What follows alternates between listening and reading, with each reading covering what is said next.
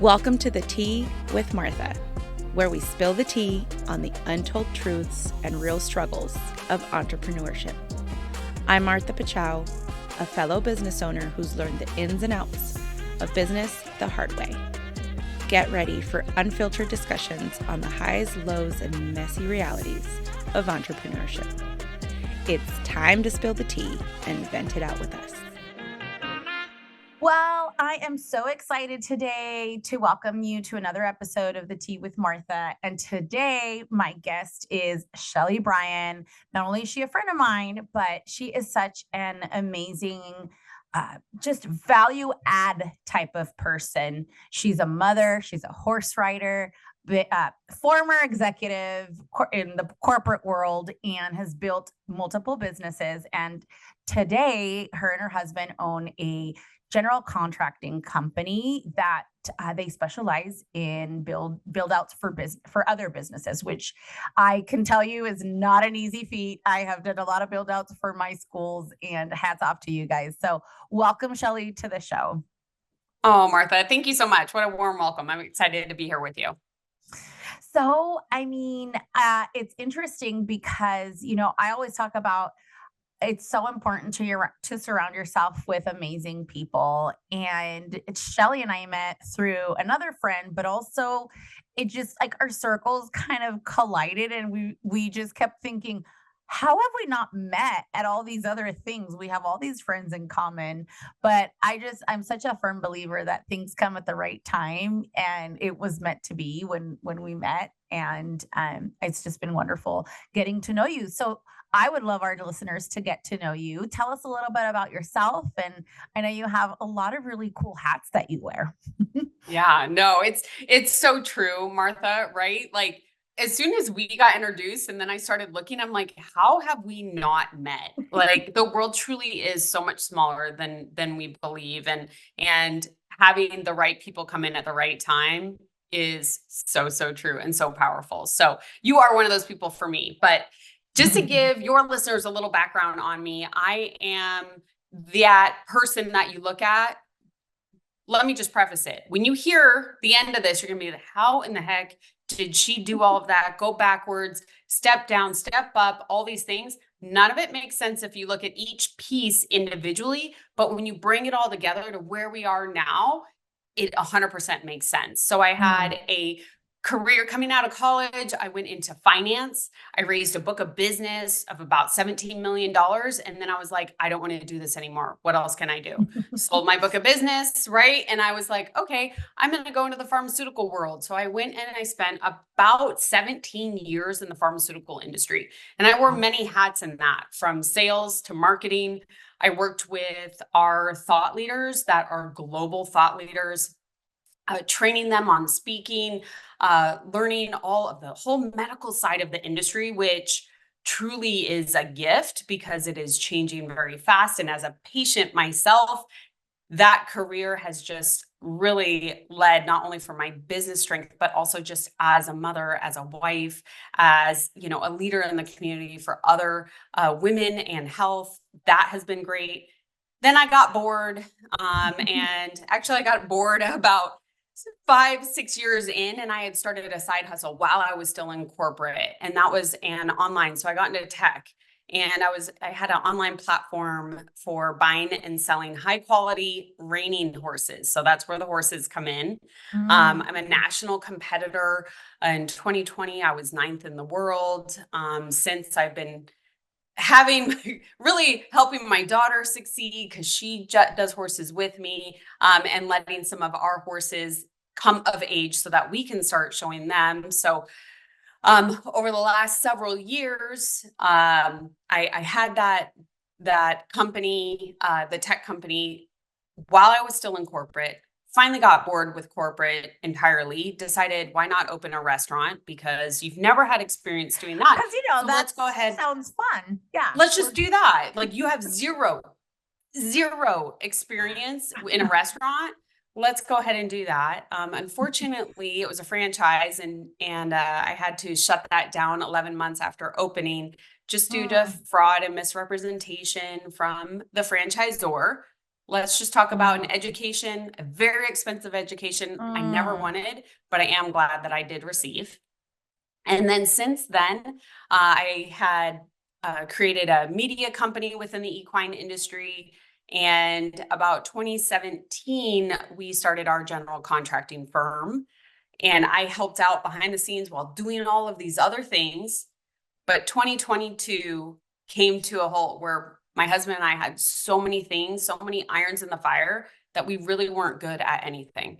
Shut everything else down, and we went 100% in on our construction company. And it has been the best decision that we have ever made, both financially and mentally, for our business careers. I mean, I'm over here spinning my wheels. I just have to say, it's incredible. You just kind of shared so many nuggets. I mean, first off, you are definitely a high achiever, and high achievers often we overcommit. And so, I'm just listening to you and thinking, wow, you did so many brilliant things, right? You just like, I'm bored, so I'm going to try this. And I also want to just mirror what you said. You were in corporate, you had started a side hustle, so it sounds like you've always been doing multiple things and winning at them until something shifted either in you, in the market, in, the opportunity you were handed or you were in. I just kind of want to pause there for a second, because I think that that's kind of golden. Sometimes we're really good at a lot of things, but are they really your best? Are they bringing out the best in you? And are you going all in? You said something. You said we were doing so many things that we really weren't good at everything. I think that's something like that is what you said. And I know I can identify with a lot of that. Like, you want to, you get an opportunity or, shiny toy syndrome, where it's like you're in the middle of something and then something else comes up. And because you are a go-getter, you're just like, let's do that. And let's do this. And let's do that. So yeah, can we dive a little bit deeper into that? Like, how did that shift happen? And how do you say no to these things? Because that's not easy. Shutting down something that you're trying to create or build. How do you say no to these things to say your best yes to other things? Yeah, I mean, I love it. Like, great job kind of catching and listening to those little things, because it's the things that people skim over, which have the greatest depth. And so you actually brought up two different things. And the first thing that I want to talk about is getting bored, right? Did you hear me say that a couple times? Getting bored. So when I was in my corporate career, when the first organization, I was only with two organizations. I was with one for 13 years and one for just shy of 3. And the first one, the reason why I thrived in that one is because I was an entrepreneur. A lot of the positions that I held as an entrepreneur, meaning they let me make a lot of the decisions, they let me do it. While we were a pharmaceutical industry and we had, HR and legal and all these different things, I had to play within these guardrails, let's say, but I got to play. And so as someone that is a high achiever, as you shared, and someone that wants to do more, I was in an environment where that was allowed to thrive, right? Okay. But then our organization started changing. And when the guardrails start tightening down on people that are like us, employees that are entrepreneurs, we want to be with an organization, but we want freedom, right? To be able to be our best selves. You start taking that away, we get bored because we can't be creative. We can't go do these things.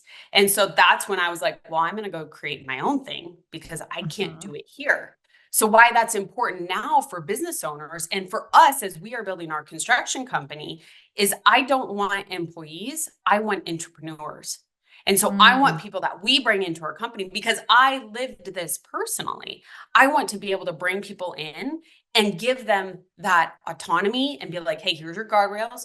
Here's our budget. Here's our numbers. Here's the expectations. You figure it out. Like, go. So good. You do it. So good. And that's something that, at the time, it was very self-serving. I got bored. I'm going to go create my own thing. right? It was not a financial. I want to point out, this was not like, oh, I'm going to go start a business and like make all this extra money. I was truly bored. And so I wanted something else to do, but I loved my job. And pharmaceutical industry, golden handcuffs were fantastic, let's just say. So all the benefits were great. But I think that that's really important, you know, for business owners as you start bringing it up. What type of leader are you going to become? Right? Are you going to become more that dictator leader that leans on their title and that creates such guardrails and such restrictions that people can't be themselves? Or are you going to allow for that freedom of choice, right? But still maintaining the end goal. So I think that's the first thing that you said that was really important to kind of call out, like why I got bored. Yeah. Yeah. No, it's so interesting. I always want to know like what happens in a person, you know, when you do have either golden handcuffs or you have achieved a level of success within your organization and career, what makes you shift? And then, you know, just to see the journey where you are now is very intriguing. I love that. And then, you know, from going to having a few businesses, or you had your, you know, your online platform, and then you had the restaurant that you ended up either, you know, shutting down or whatever happened there. But then, you know, just what happened when you said, let's say no. I know you were building another business that was also successful, but how did that shift happen? Because I think that's the next big, I know a lot of people in my life that they're good at a lot of things, but they're not great because they do so much. Myself included often, you know, I've learned to say no to things. But it's not in our nature. So tell us how that shift occurred. What happened? Well, it's so true. And that's the second point that we talked about earlier is saying no, right? Shiny object syndrome. Entrepreneurs, this is what we love, right? And I think you even saying like, I've learned how to say no is that recognition, that reflection, right? Is being able to say no and being like, what is our main goal? What is our main thing? What it came down for Chris and I is we're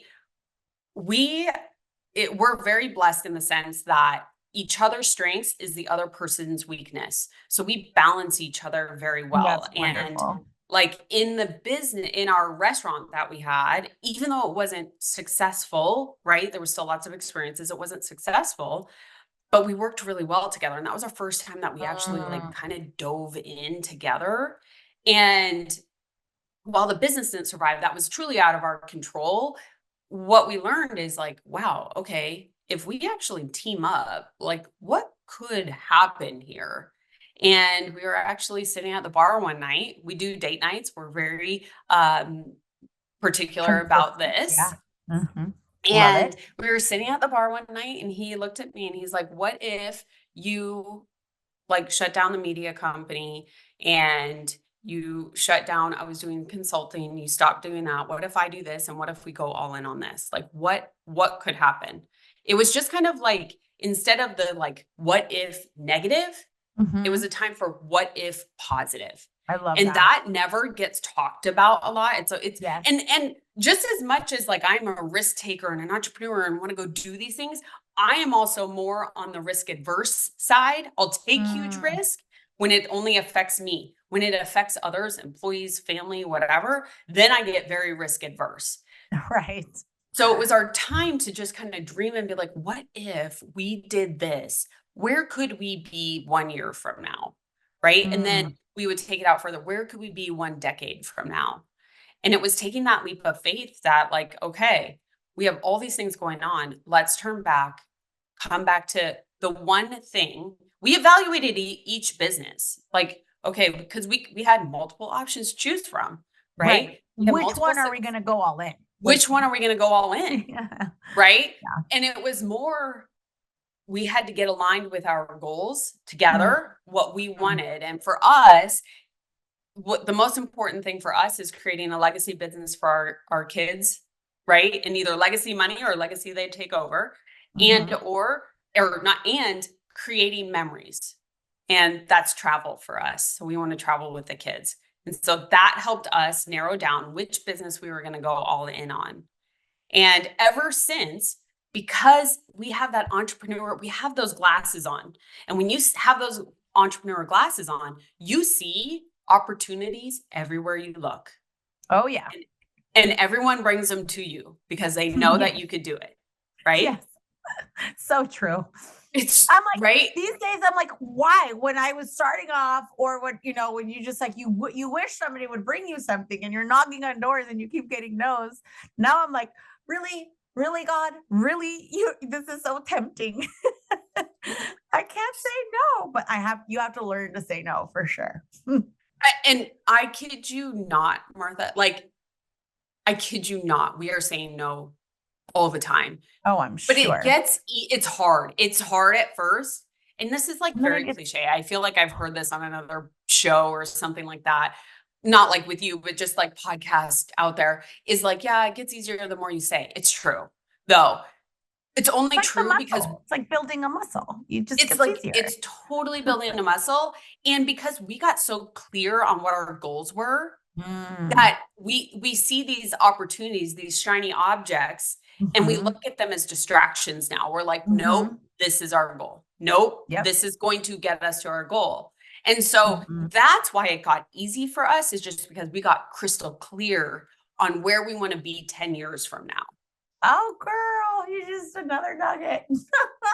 Yep. So good. It's so good. I talk about this, with a few of my clients that are kind of in the past the startup phase. Yep. But it's so overwhelming. You want to go to the next level. You want to maybe, increase your hiring, bring on a person that you need, all these things. Or should you go here? Should you go there? Should you do this? Should you grow another offering? Whatever the business is, you kind of have paralysis by analysis. It's too much and we don't know where to go. And we just like, okay, we're going to close our eyes and we're just going to jump. But knowing crystal clear your 1 year, your 3 year, I know it's everywhere. I know so many people talk about it, but like you say, it's really that's really the secret sauce, is knowing exactly what you want and what you don't want. And so when all these things come our way, we know how to filter the decision. And I agree, like for me, I just know is it going to be a distraction, or it might be like a really good financial opportunity where years ago I really needed it. I didn't have the option to say no. Now I'm like, okay, well, I don't really need more money. I mean, we could always make more. Don't get me wrong. I am not saying no to that.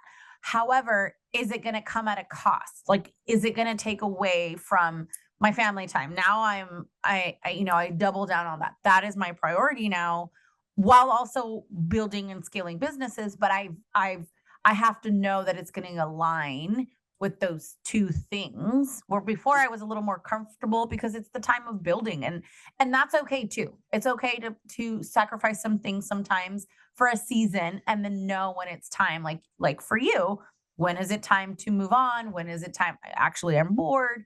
When is it time to, it's not getting me closer to my purpose or my goal.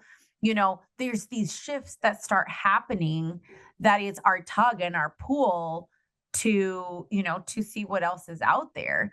I just want to honor you for that and commend you, because it's not an easy thing to do, to say no, to filter out, other good businesses that you guys had. You had built something really amazing, and you knew that you could also continue to build that, but it was not where you guys wanted to head, work towards. So it's pretty amazing. And now, fast forward. Oh, go ahead. I was just going to say, and like, someone that's listening into this right now that might have a couple of businesses could be like, well, why wouldn't you sell them off? Or why wouldn't you table the one? Or why wouldn't you do that? And it's more like we knew ourselves. And while that might work for some people, right? Like you could hire in someone to run the business. It's still there. It's still there, right? And maybe it wasn't to the point where you could totally let go of the reins and bring in a new CEO to like take it over. Like, we knew ourselves, and that was the route we took. This worked for us, was shutting them all down. right? Mm. We still have like assets from them, but they just sit there. They Mhm. just sit there, right? We knew we had to clear the slate to get 100% focused. And I love that. this also, Chris, he says it all the time. We recorded an episode together on my podcast about called Entrepreneur or Shiny Object Entrepreneurship, because this is just how we all think. Yeah. And he had to turn off all social media. Like he has accounts. We have accounts for him for the business, right? For his Mhm. brand. But overall, he is not on social media because he knows himself. If he goes on there and he sees opportunity, it distracts him Yeah. from Oh, his yeah. goal. Yeah.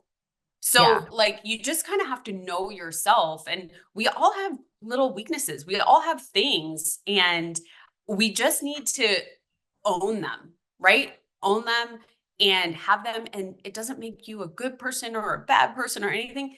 It's just who you are. And when you honor yourself, it just makes it so much easier, so much easier. Oh, yeah, absolutely. And knowing your limits, knowing like, okay, I better not go on there because it will be tempting.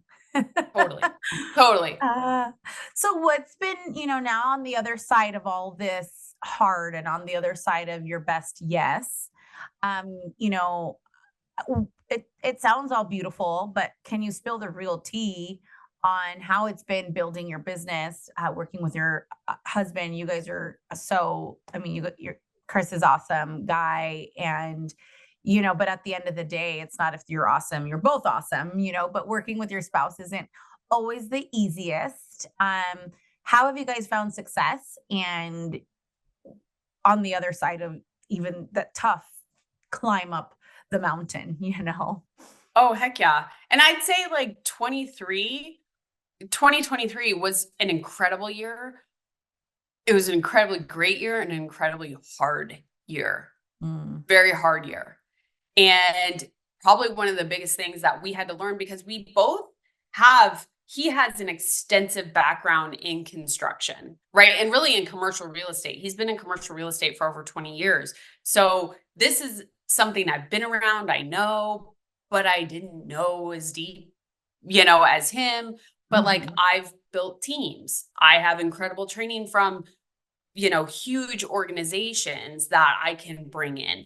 My leadership skills are stronger than his. He hasn't led a team, like a large team. He's led kind of smaller teams and subcontract. Like we kind of had this different thing. And in the beginning, it was like, who's doing what and how are we going to do this? And there was a lot of like lanes crossing, if that makes Mhm. sense. Mhm. Like, don't cross the lines, like in Ghostbusters. No, like Yeah. it's there was a lot of, and I don't know if it was ego. Like now that we sit here and talk about it, I don't think it was like an ego thing for both of us. I think it was like we both we wanted to bring so much value that it Right. was like creating kind of a little bit of conflict.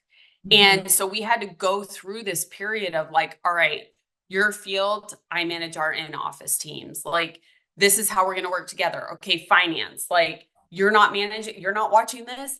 We need to watch that. Like, just like, okay, what KPIs are we going to look at? How are we going to measure success in the business? Who are we going to bring on at these different times to be able to support us ultimately?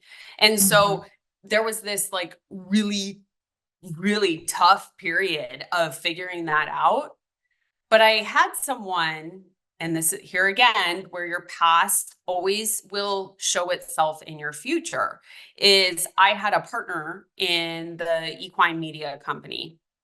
And it was funny. I met with an advisor when we first got started, and he is very near and dear to my heart. And we both met, and we just kind of like, it was just like a mentor conversation right before we got started with that partnership. And after she left, he looked at me and he's like, what value is she going to bring?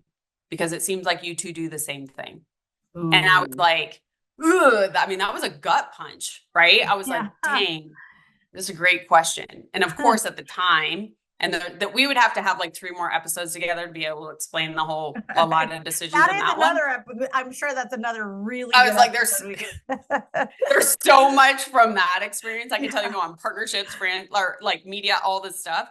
But that always stuck with me. And so Mhm. if you remember when I said earlier about Chris and I, is that each other's strengths is the other person's weakness. Mhm.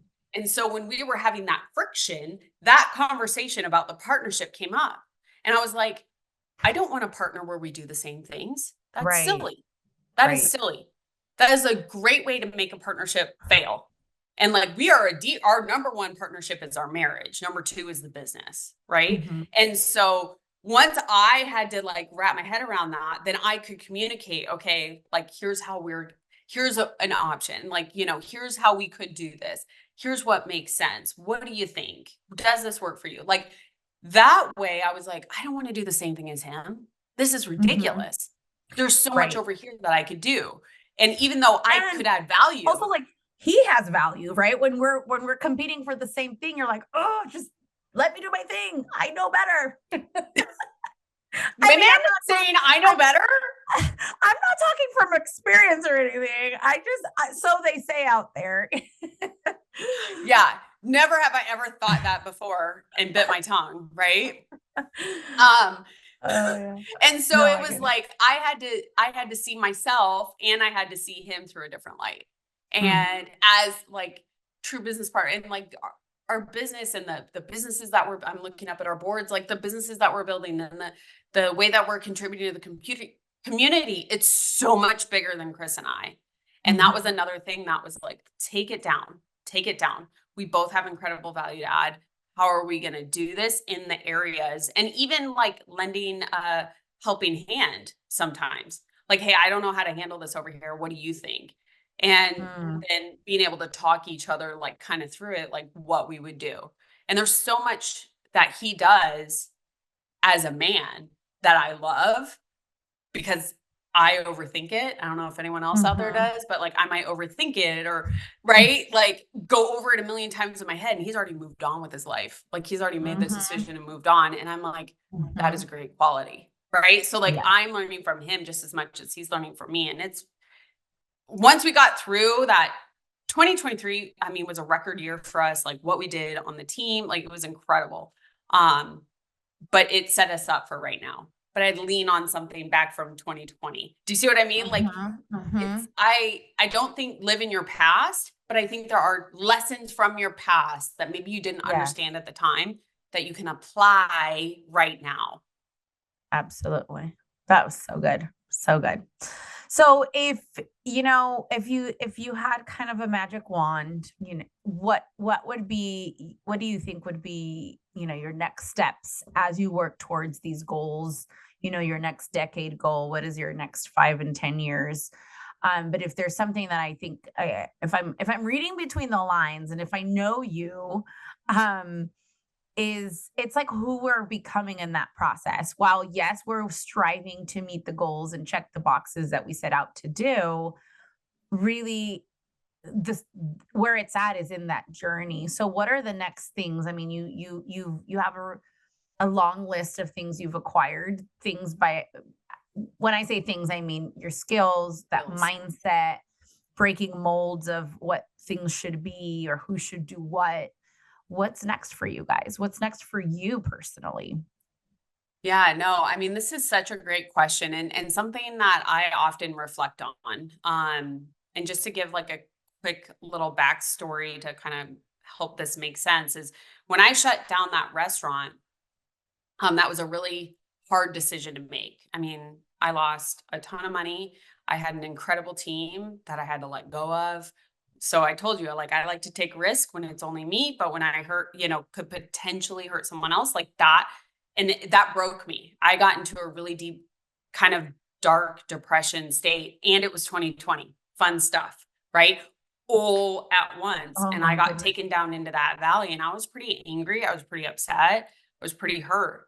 But I got down to this point that I was like, okay, I have to change. Like, I have to get myself out of Mm, here. How am I going to do this? And mhm. it wasn't easy. But one of the things that I did was read. And I wasn't a reader growing up. Um, I would find Cliff Notes. Like, I would only select the books that had like the Cliff Notes versions or a movie that I could watch and like make up the story. Mhm. I was always looking for efficiency. But I started reading and then I started listening and then I just started doing things every day to Mm, make me like get out of this funk and get to this position.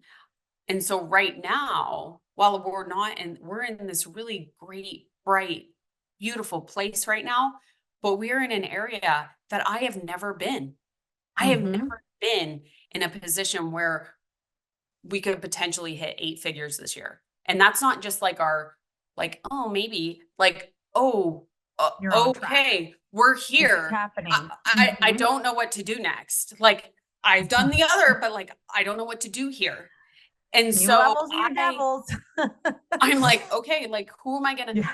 And I'd say for me, I always go to reading, and I'm very selective on what I read and or listen to podcasting. I'm very selective, and you'll hear this like on my show or my social media. Like I'm very selective of it because I think above all else, we have to guard our heart.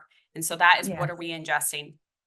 And Yes. then so that's always on my list, but I'm reading different books now, right? Mm. Because different financial, different leadership books at a different level. And I'm Mm-hmm. interpreting them and understanding them at a different level. Because some of them are rereads that I go back and I was like, oh, I didn't even Mm-hmm. read this the first time. Yeah. I It didn't have didn't the land like experience. it did. Mm-hmm. Yeah. Right. So that's number one. And then number two is Chris and I, we're actually looking and we're finding the groups that are ahead of us. And so we're Mm-hmm. finding the groups Ooh, that we so can good. connect with. We're finding the Mhm. people that are either in our industry or not, but that have built these really big, 8, 9 figure companies. And we're like, How'd you okay, do I it? don't know Yeah. how to get in your circle, but I'm going to try and kind of figure it out. And like, I Yeah. keep talking to people and we just kind of keep taking action. I mean, that's like, I think the one thing this is like I did a rebrand on my podcast this year because it's all about more action. It's about the Mhm. action. It doesn't mean good action or bad action or it's the label is irrelevant. It's just about taking action. And so for Chris and I, Yes. we are having conversations and me, I'm having conversations at a much deeper level. I am listening I a love that. lot more than I am talking because Mm. I love being the small fish in the room. And so I'm like, Yes. let me take this in. Let me try and Mhm. help, connect, do whatever. But those are Yes. kind of the main things. It's like I'm basically just going back to learning. I mean, I never Mm. stopped, but I'm learning different things now because we're building something. Number one, I don't know how. And number two is like I know the leader I'm gonna need to be and Yes. Chris is, and it's two different kind of paths. And so we're finding Mhm. the ways to be able to do that. So I don't have like read step 1, step 2, step 3. It's just about Mhm. taking these small, like more action steps that we can continue to do to build where we want to go.